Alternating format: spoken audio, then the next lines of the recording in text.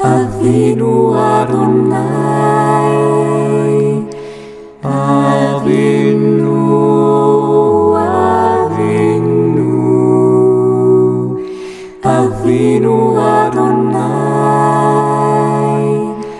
Avinu Sheva Shamayim Yitkadesh Shimcha Tavo Malchutcha Yaseh Retzoncha Kevashamayim Ken Baaretz. Avinu. Un saludo a todos los que nos han acompañado en este segundo taller bíblico virtual, en el que nos acompaña el día de hoy el Padre Gustavo Zamora. El Padre es un sacerdote diocesano de la diócesis de Facatativá. El Padre es bachiller en Sagrada Teología, graduado en la Universidad Pontificia Javeriana de Bogotá, además que es doctor en Teología Bíblica por la Pontificia Universidad Gregoriana de Roma y otras especialidades como la Arqueología y Geografía Bíblica. El Padre se ha desempeñado en distintas facultades como formador, como párroco, como vicario, actualmente como formador en la Universidad Montserrat, en la Unicervantes y también aquí en el Seminario Mayor Villa Paul. Es párroco en la parroquia Santo Domingo Sabio de Mosquera y esta noche nos compartirá acerca del tema titulado Expulsado por expulsar el mal. Le damos una fuerte bienvenida y ojalá que logren disfrutar este encuentro.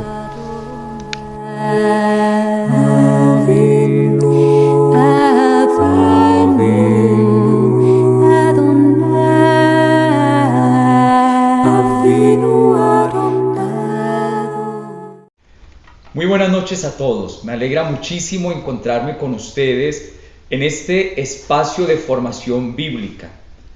El tema que se nos propone para hoy es expulsado por expulsar el mal. El milagro de los endemoniados gadarenos, que ustedes lo pueden encontrar en Mateo 8, 28, 34. Este relato hace parte de una serie de 9 milagros que realiza Jesús después del Sermón de la Montaña. Ustedes saben que este sermón es el más importante que encontramos en Mateo. Y Jesús, en dicho sermón, habla de las condiciones para ser parte del reinado de Dios, o sea, para ser un discípulo del reino. Y después, Jesús nos va a demostrar que no se limita a palabras, sino que lleva a la vida aquello que predica. Por eso realiza 9 milagros para mostrar que su predicación se hace vida, se hace realidad. Después de concluir esta gran enseñanza acerca del reino, la siguiente sección nos muestra a Jesús trayendo el reino a la realidad en la vida diaria de las personas. Así que Mateo organizó aquí 9 historias acerca de Jesús trayendo el poder del reino de Dios a las vidas de aquellas personas que están quebrantadas y en dolor. Hay 3 grupos de 3 historias, y se tratan de personas que están enfermas o tienen cuerpos quebrantados o están en peligro. Y Jesús las sana o salva a través de actos de gracia y poder. Entre estos 9 milagros aparece precisamente el de la expulsión de los demonios que atormentan a estos 2 hombres gadarenos. Justo antes del texto que vamos a meditar esta noche, Mateo nos narra la tempestad calmada, un milagro que nos prepara precisamente para el exorcismo que hoy analizaremos. Así como Jesús ejerce su poder sobre el viento y sobre el mar, así lo ejercerá sobre los demonios. El relato que hemos escuchado lo toma Mateo de Marcos, pero le hace varias modificaciones. Si ustedes comparan la versión de Marcos allá en el capítulo 5, se darán cuenta de que son 20 versículos. Y ahora, viendo Mateo en el capítulo 8, se darán cuenta de que son tan solo 7 versículos. ¿Qué modifica Mateo? Por ejemplo, el lugar donde se realiza este milagro. Marcos nos dirá que es Gerasa, pero Gerasa está muy lejos del mar de Galilea. Por eso Mateo propone más bien como lugar Gadara, que está aún más cerca del mar de Galilea. ¿Por qué este detalle? Porque recuerden que los cerdos se ahogan en el mar, pero Gerasa está muy lejos del mar. Es mejor pensar en una población más cercana como Gadara. Además, Gadara es un lugar que vive del comercio de los cerdos. Aquí encontramos una modificación de Mateo al texto marcano. Otra modificación está en el número de los endemoniados. Marcos nos dirá uno solo, Mateo nos dirá 2. ¿Por qué este cambio? ¿Por qué esta modificación? Y podríamos decir, porque el mal busca siempre cómplices, busca siempre secuaces. Habría otras modificaciones, pero ustedes mismos las pueden sacar comparando los dos textos. Lo fundamental de nuestro relato es que gira en torno a dos encuentros. En primer lugar está el encuentro de Jesús con los dos endemoniados. Y luego, hacia el final de nuestra perícopa, encontraremos que Jesús vivirá una experiencia muy negativa con los habitantes de aquella ciudad. Dos encuentros, con los endemoniados en primer lugar y con los habitantes de Gadara en segundo lugar. Centremos entonces nuestra atención en el primero de los dos encuentros, de Jesús con los dos endemoniados. Nos cuenta Mateo que Jesús llega a la ribera oriental del lago de Galilea, o sea, a una zona pagana, no judía. Gadara hace parte de una región no judía, pagana, perteneciente a lo que llamamos Decápolis. En efecto, este territorio nunca fue gobernado por Herodes el Grande, sino que fue confiado a autoridades no judías. Allí, en territorio pagano no judío, sucede precisamente este milagro de Jesús. ¿Por qué es importante esto que les estoy diciendo? Porque esto quiere decir que el reinado de Dios no es solamente para los judíos. El reinado de Dios también es para los paganos. Y este milagro anticipa la predicación que se hará tiempos después en territorios paganos. Ustedes recordarán cómo el Evangelio de Mateo en el capítulo 28 nos presentará a Jesús diciendo a sus discípulos: vayan al mundo entero, vayan a todas partes, vayan también a territorios paganos y anuncien lo que yo les he dado a conocer. Cuando Jesús llega allí a Gadara, Mateo nos dice que salen dos endemoniados, furiosos, los llama así el evangelista. Hablar de endemoniados, ¿qué quiere decir esto? Quiere decir personas atormentadas por males físicos, espirituales, morales. Demonios, en la Sagrada Escritura, son todas aquellas cosas que quitan la paz y la libertad al hombre, todo aquello que oprime al ser humano, todo aquello que no le deja ser realmente feliz. Pues bien, aquí aparecen dos hombres atormentados, sin paz, sin felicidad, sin libertad. Pero nos dice Mateo que estos hombres habitan en sepulcros, o sea, en lugares de muerte, en lugares de soledad, de tristeza, de oscuridad. Y además, añade el evangelista, que la gente les tenía miedo. Estos dos hombres se habían convertido en fuente de miedo para todas las personas que habitaban en aquella ciudad.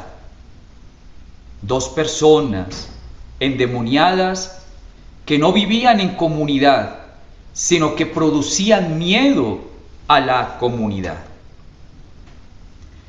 Cuando estos dos endemoniados ven a Jesús, empiezan a gritar. Esta es la primera reacción que se produce en estos dos hombres ante Jesús que llega a territorio pagano. Gritan. ¿Pero por qué gritan delante de Jesús? Estos gritos nos permiten entender que ellos saben muy bien, los demonios saben muy bien que el que ha llegado ha venido a destruirlos. Delante de Jesús el mal no puede resistir. Delante de Jesús el mal queda al descubierto. Delante de Jesús todos los males que aquejan al hombre caen, son derrotados, son destruidos. Y noten ustedes, leyendo el texto allá en el versículo 29, la manera como los endemoniados se dirigen a Jesús. ¿Has venido aquí? Aquí. Fíjense en esa expresión, aquí, es decir, a territorio pagano, donde nosotros dominamos.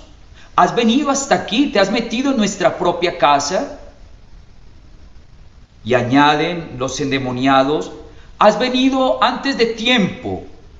O sea, has venido antes de morir en la cruz y de resucitar. Misterio pascual que señala la apertura del evangelio, del reinado de Dios a todos los pueblos, a todas las gentes. ¿Has venido aquí antes de tiempo? Son los argumentos que usan los endemoniados. Y algo más, en el texto griego aparece la expresión kairos para hablar de ese tiempo. Has venido antes de tiempo, tiempo en griego kairos, el tiempo de Dios, del actuar de Dios.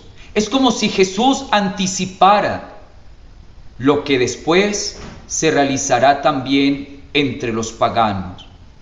Jesús tiene afán de que su salvación llegue a todos los hombres, de que su salvación no se quede únicamente entre los judíos. Jesús tiene afán de que la libertad, la paz, la felicidad lleguen a todos los seres humanos. Ante los gritos de los endemoniados, Jesús guarda silencio. Jesús no entra en diálogo con ellos. Jesús no discute con ellos. Pero nos dice Mateo, allá en el versículo 32, que sus labios se abren únicamente para dar una orden. En griego, hypagete. Vayan. Los endemoniados le habían pedido que los dejara meterse a esos cerdos que estaban allí lejos. Los demonios saben que ante Jesús están perdidos, que ha llegado su final, pero le suplican, déjanos meter a aquellos cerdos. Y la única frase que pronuncia el Mesías ante ellos es una orden, hypagete, vayan, vayan.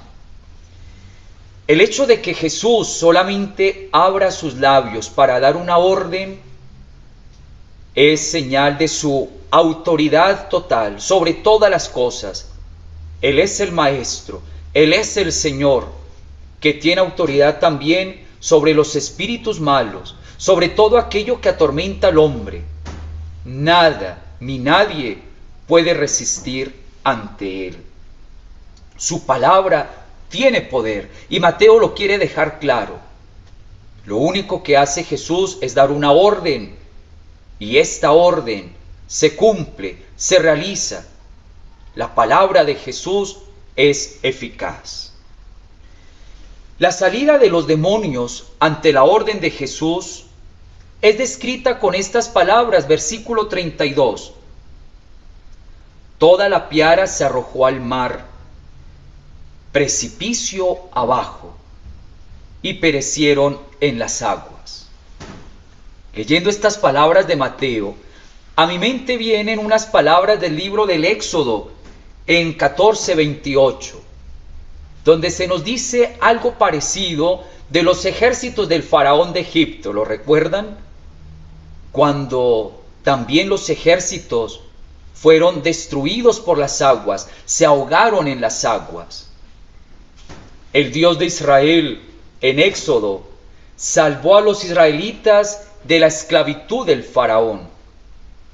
Ahora Jesús, el Hijo de Dios, salva a estos hombres de una esclavitud peor: el pecado, la tristeza, el dolor, la amargura, la furia, todas aquellas cosas que realmente son opuestas al plan de Dios para los hombres, para la humanidad.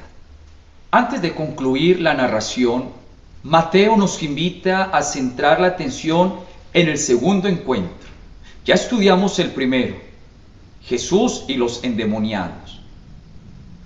Ahora estudiaremos el encuentro de Jesús con los habitantes de aquella ciudad. Fíjense cómo terminó el primer encuentro. Positivamente, aquellos hombres fueron liberados. Aquellos hombres recuperaron su paz, su alegría, su dignidad, la capacidad de vivir en comunidad. En cambio, este segundo encuentro terminará mal, porque los habitantes de la ciudad piden a Jesús que se vaya del territorio. Creo que aquí empieza a quedar más claro el título de esta noche: expulsado por expulsar el mal. Los habitantes de Gadara le dicen: vete. ¿Pero por qué? ¿Por qué no se admiran? ¿Por qué no lo aplauden si acaba de hacer una obra buena? ¿Qué sucede con los habitantes de esta ciudad? ¿Por qué no aprovechan la presencia de aquel que les puede traer paz, que les puede traer la verdadera libertad, que les puede traer la felicidad? ¿Qué pasa con los habitantes de Gadara? Y la respuesta es que ellos ven en Jesús un peligro para su actividad económica. Ya les dije que los habitantes de Gadara se dedicaban al comercio de los cerdos. Acaban de morir muchos cerdos en el mar. Jesús es un peligro. Pero podríamos decir, Jesús ha devuelto la libertad a toda la comunidad, porque estos dos endemoniados no permitían que la gente estuviera tranquila. No importa, no importa. Jesús es un peligro, porque nuestra actividad económica se ha visto afectada.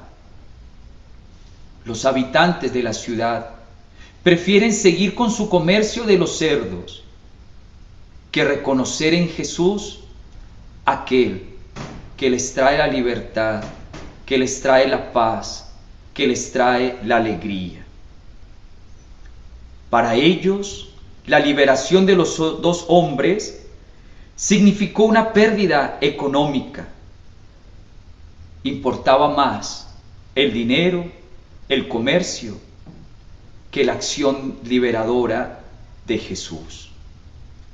Y pienso que aquí podríamos detenernos un momento para pensar en nuestra sociedad hoy. ¿Cuántas veces ponemos nuestros intereses económicos? ¿Cuántas veces ponemos nuestro afán de dinero, de poder, de tener por encima de las personas?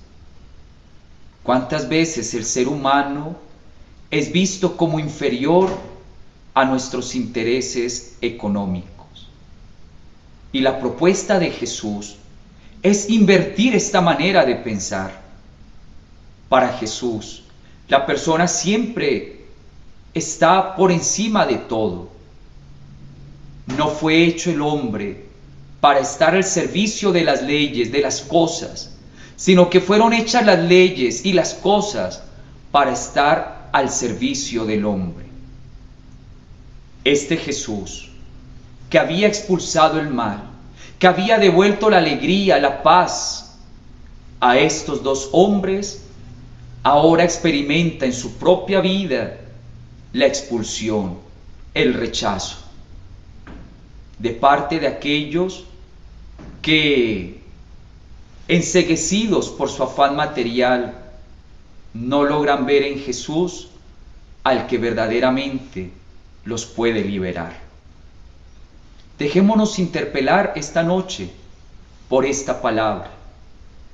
Pidámosle al Señor que nos libere de aquellas cosas que no nos dejan ser verdaderamente felices, de aquellos demonios que también nos atormentan, que nos impiden vivir en comunidad. Pero pidámosle también que nosotros aprendamos de Él, de Jesús, a poner la persona por encima de las cosas, a darle al hombre el puesto que le corresponde, y todo lo demás tiene que ocupar un puesto secundario. Todo lo demás tiene que estar al servicio de la promoción, del verdadero desarrollo, de la verdadera alegría del ser humano. A todos muchas gracias por su atención, y que sea el Señor a través de su Espíritu dándonos la fuerza para que la palabra compartida esta noche podamos llevarla a la vida, a la práctica. Así sea. Avinu, Avinu, Avinu Adonai, Avinu, Avinu, Avinu Adonai. אבינו שבשמיים יתקדש שמך תבוא מלכותך יעשה רצונך כבשמיים כן בארץ